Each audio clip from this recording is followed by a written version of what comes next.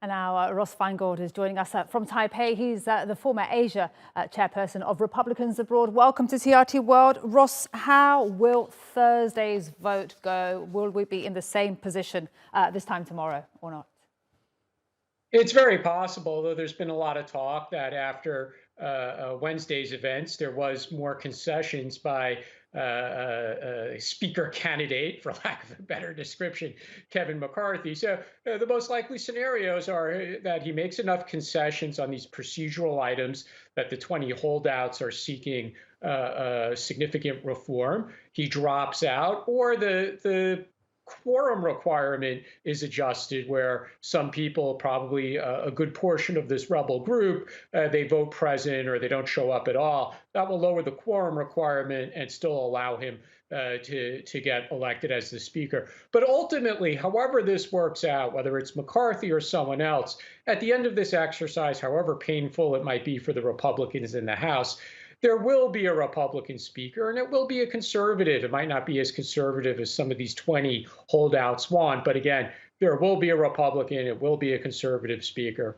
And how damaging is this delay?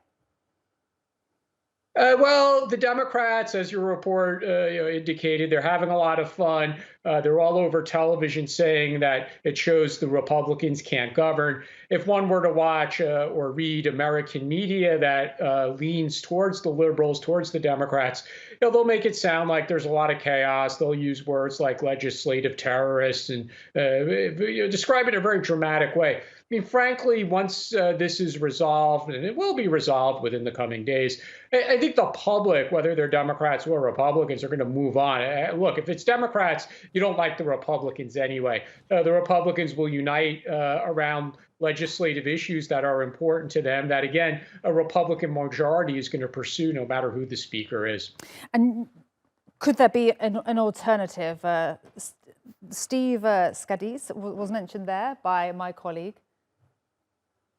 Yeah, it's very likely. Like I said, I mean, if McCarthy can't make a deal, if he's not willing to concede enough, and we also have to keep in mind that some of these holdouts, they just don't like McCarthy personally, or they see him as somebody who's really trying to get the job for the reason that he's next in line among Republicans, and he's been a fundraiser, and he's raised a lot of money for Republican candidates, but they don't see that as significant or sufficient conservative bona fides.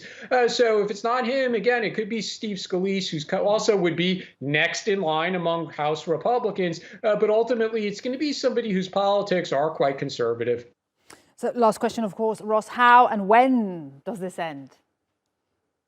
I would expect in the coming days, because if no matter what concessions McCarthy makes to the holdouts, if they will not budge, then he will have no choice but to drop out, and the reality will set in probably within the next 24 to 48 hours. All right. Ross Feingold, thank you so much. Former Asia Chair of Republicans Abroad. Thank you.